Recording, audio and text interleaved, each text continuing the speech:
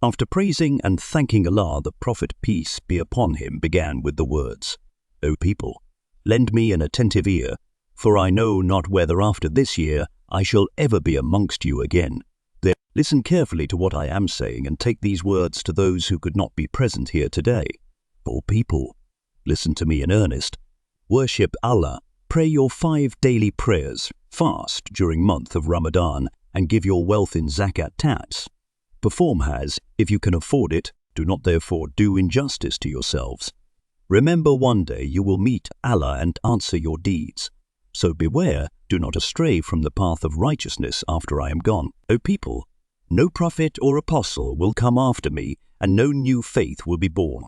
Reason well, therefore, O people, and understand words that I convey to you. I leave behind me 2 things, the Quran and the Sunnah, and if you follow these you will never go astray. All those who listen to me shall pass on my words to others and those to others again, and may the last ones understand my words better than those who listen to me directly.